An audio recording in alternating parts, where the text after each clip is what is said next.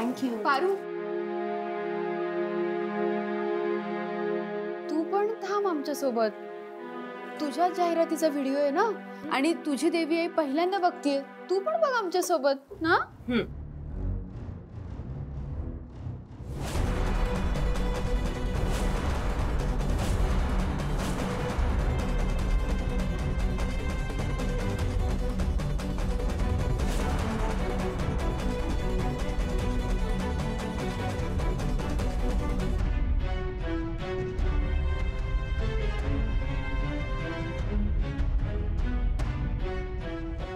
मी हे ठेवून आलेच.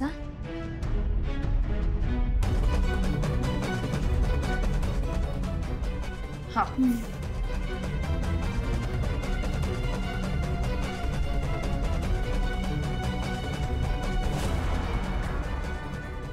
हा ते ह्यांनी तो व्हिडिओ बघितला तर आता मी तरी काय करू? तीच म्हणाली मला व्हिडिओ बघायचा.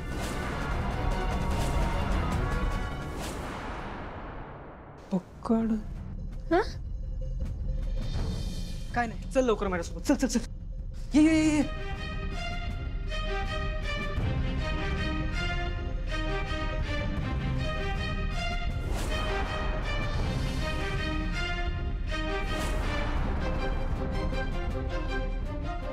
वहिनी, हा ना, हा फक्त ट्रेलर आहे. अजून पुढे बघा, खूप मजा येणार आहे. जर त्यांना पारूच्या वेडिंग शूट मध्ये हवी आहे तर पारूचा नवरा म्हणून हरीशलाच मॉडेल म्हणून या शूट मध्ये घ्या. प्रीतम सर, ही तर कशा पायी आलो आहे आपण? पारू आईने जर तो व्हिडिओ बघितला ना तर खूप मोठा प्रॉब्लेम होईल. तर आपल्याकडे एकच ऑप्शन आहे, इंटरनेटची वायर कापायची. आहो पण मग ते हात लावलं तर ते शॉक लागल ना. नाही लागत ग, आणि लागलं तर लागू दे. बोलताय हो प्रीतम सर. बरं मला एक सांग, तुम्हाला माहित आहे का कसं करायचं ते? पारू, हे माझं रोजचं काम आहे का? आता आज जाऊन बघूया ना, इकडे तिकडे काहीतरी करू. आपलं मोटिव्ह काय? काही करून इंटरनेट बंद करायचं बस. हो पण प्रीतम प्रीतम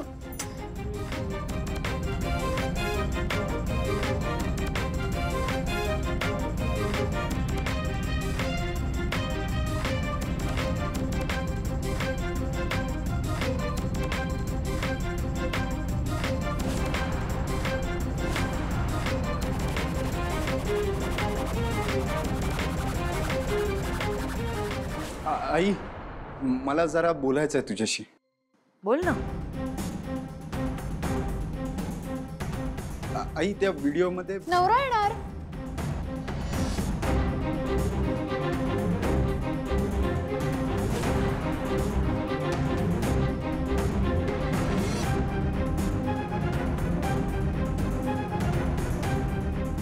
आदित्य, थांब जरा. हा व्हिडिओ झाला की बोलू ना आपण.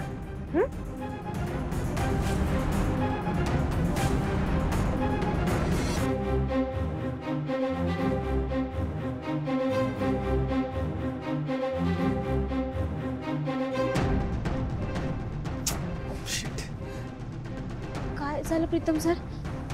कापलं का? कापतोय पण आई कुठली कशी काय कापायचं?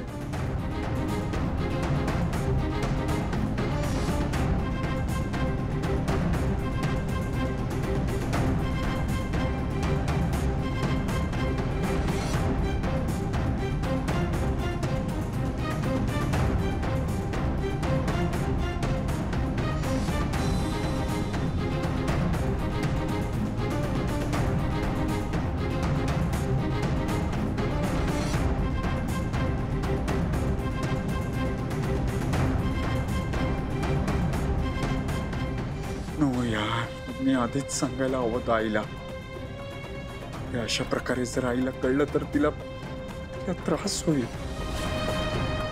कदाचित आई परत माझं तोंड सुद्धा बघणार नाही किंवा अजून काहीतरी स्ट्रॉंग डिसिजन घेऊ शकते आणि माझ्यामुळे पारू सुद्धा अडकेल. देवा, आजपर्यंत तुझ्याकडे काही मागितलं नाही, पण आज प्लीज हेल्प कर.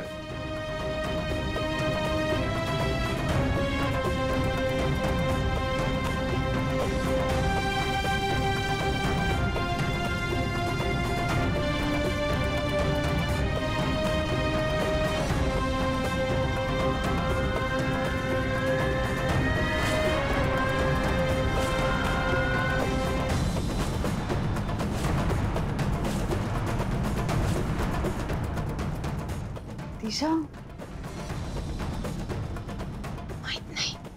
काय झालं? बहुतेक इंटरनेट कनेक्शन गेलं असेल, बघ ग जरा.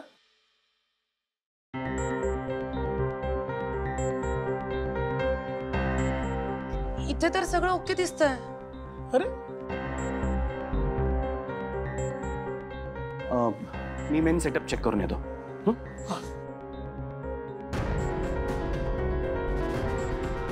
बाहेर लूज झाले का? Pritam, God bless you. झालं? मी कापलंय काहीतरी. आता होपफुली तो व्हिडिओ बंद झाला असेल तिथे. प्रीतम सर, देवी आईने तो व्हिडिओ बघितला असेल तर? तर काय झालं असतं?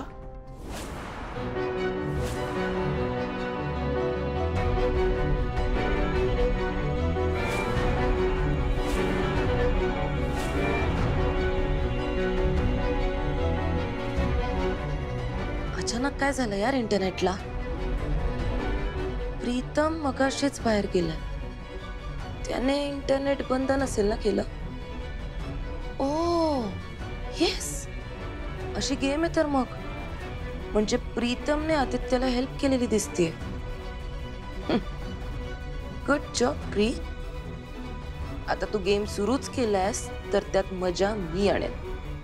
I promise. सासू मॉम, वायफाय नेटवर्क गेलं ना, माझ्या फोनवर आपण व्हिडिओ बघूच शकतो. आणि आता एवढी इच्छा झाली आपली व्हिडिओ बघायची तर बघूनच टाकूया. दिशा लाव ग तो व्हिडिओ. मी काय म्हणतोय, प्रोजेक्ट सक्सेसफुल झालाय ना, मग मोबाईलवरती बघण्यापेक्षा मोठ्या स्क्रीनवर बघूयात ना नंतर कधीतरी. चालेल. अरे आदित्य, तू उभा कायस? बस ना. हो. आणि लाईट लाव जरा. या.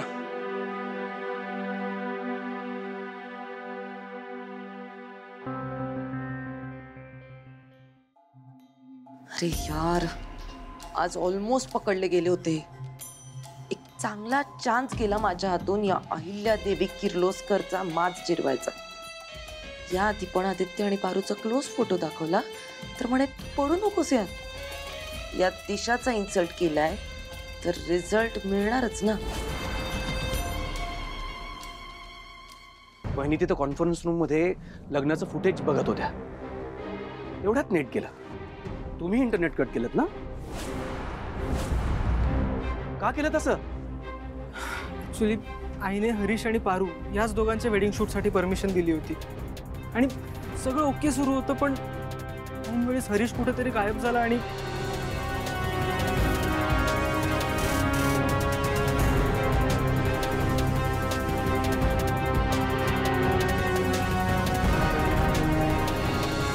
गोष्टी इतक्या वर्स्ट झाल्या ना की नाईलाजाने दादाला मॉडेल म्हणून उभं राहावं लागलं.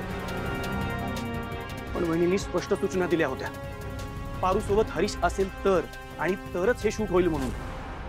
पण आपल्या कंपनीचं नुकसान झालं असतं ना. आणि कंपनीचं वाटेल ते नुकसान किर्लोस्कर बेअर करू शकतात प्रीतम, पण ही फसवणूक केलेली वहिनींना नाही चालत.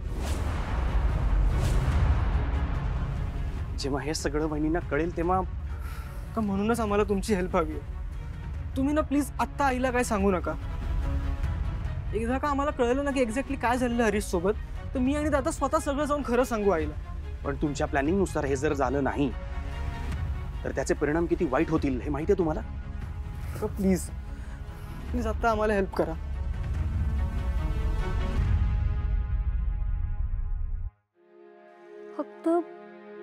फक्त शूटिंगला हरीश सरांच्या जागी आदित्य सर बसले म्हणून जर परिस्थिती हाताबाहेर जाणार असेल तर मग माझ्या गळ्यातल्या मंगळसूत्राबद्दल कळलं तर काय होईल? ठीक आहे, मी स्वतःहून कोणाला सांगणार नाही आणि तुम्हाला वाटेल ती मदत करायला मी तयार आहे. थँक्यू सो मच काका. पण वहिनींनी मला समोरून विचारलं तर मी लपवून ठेवू शकणार नाही. जे काही आहे ते मी खरं सांगेन.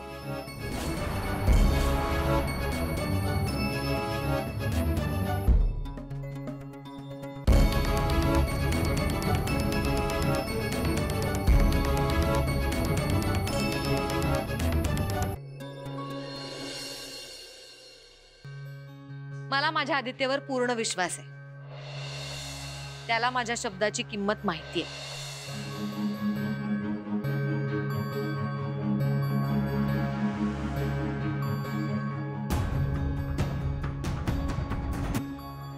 अहो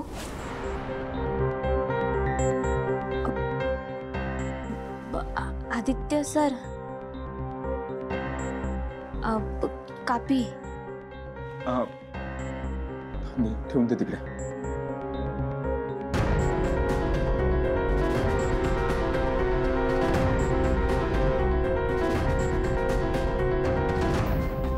काय झालं? ते कापी थंड होईल.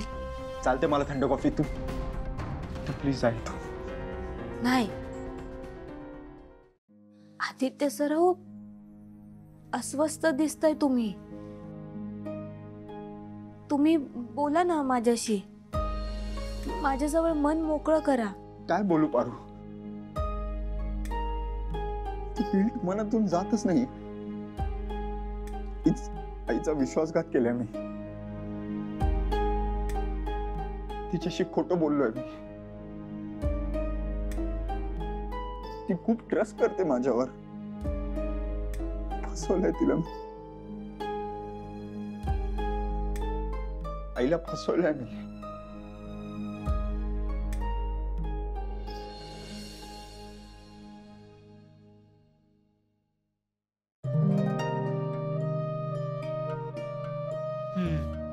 सुंदर. वाव, वहिनी आपल्यासाठी मागवलंय ना हे? नाईस. नाही, पारूच्या लग्नासाठी दागिने आणि साड्या घ्यायच्यात. काय?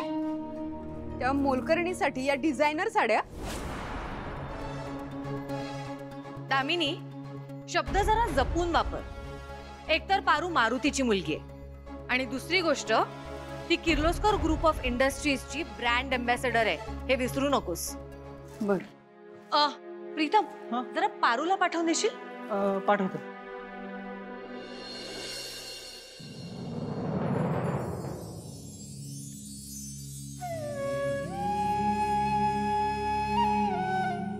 दादा,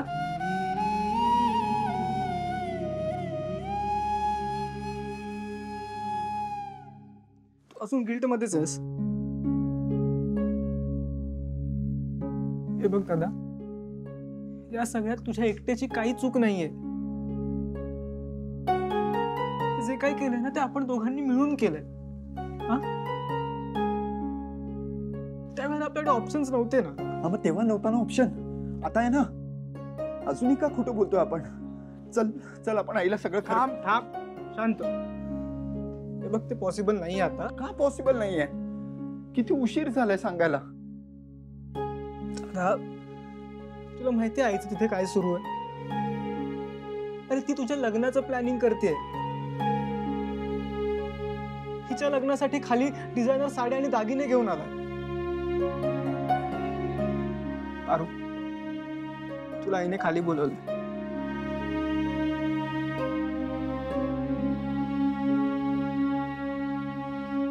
दादा,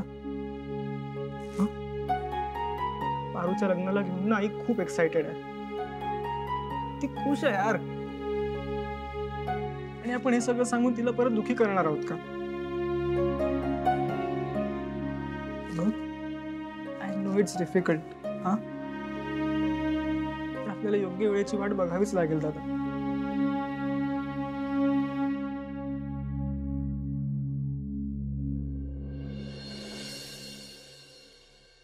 देवी आहे.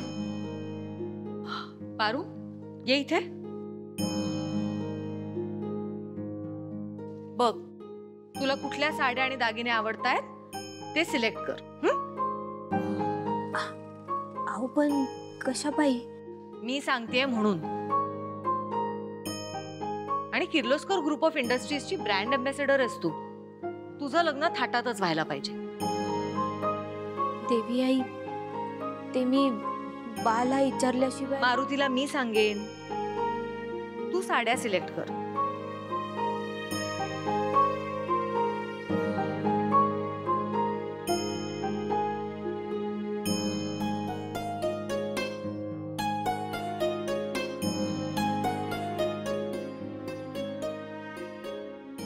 हात काढ, हात काढ पारू.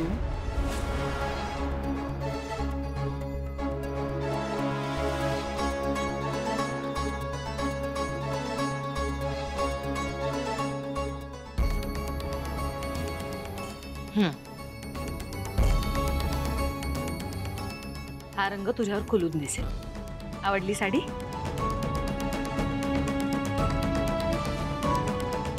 ज्या साड्या आणि दागिने आम्ही सिलेक्ट करू ना, त्याचं बिल ऑफिसला पाठवून द्या. ए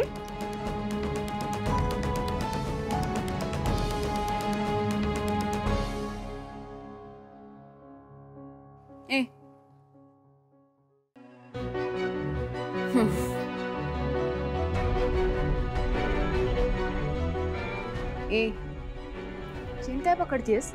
मी चोरणार नाहीये ती. आणि काय गे पारू, या अशा डिझायनर साड्या स्वप्नात सुद्धा बघितल्या नसतील नाही?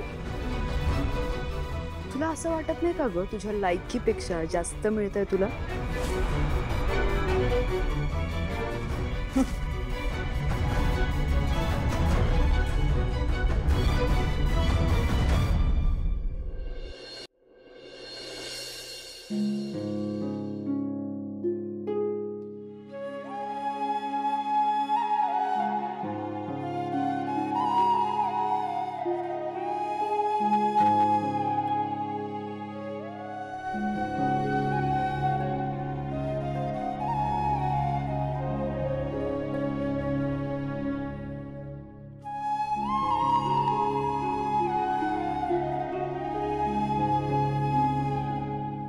वाव, एक्झॅक्टली माझ्या आईसारखी दिसतेस तू.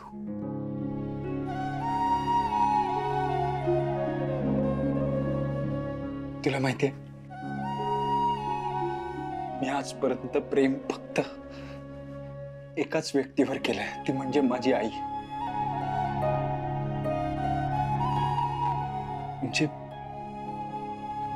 म्हणजे माझं मन जे मला इशारे देतात ते करेक्ट आहे. तुझ्यात मला माझ्या आईची सावली दिसते, म्हणूनच मी तुझ्या प्रेमात पडतोय का?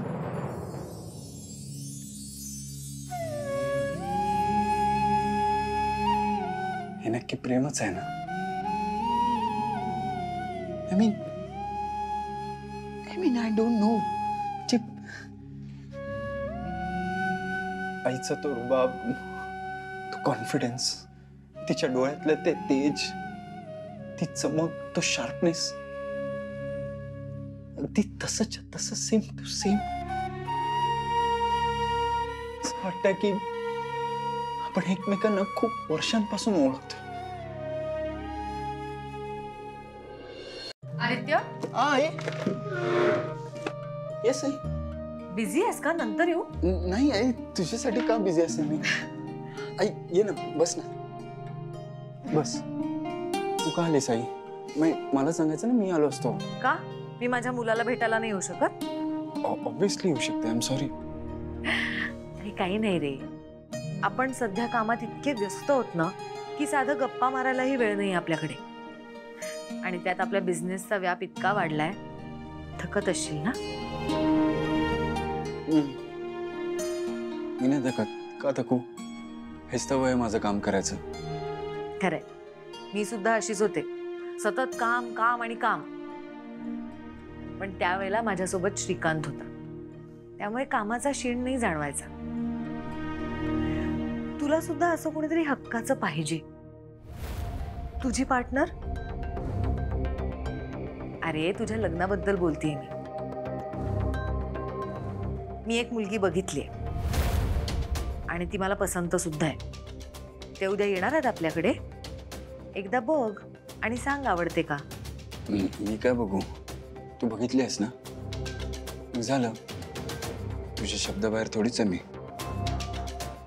ते झालंच रे, पण औपचारिकता राहतेच ना. त्यामुळे एकदा बघ आणि सांग मला. आणि हो, उद्यापासून दिशा येणार आहे आपल्याकडे राहायला. हो. आता तुझी बायको आली ना की आपलं कुटुंब पूर्ण होईल.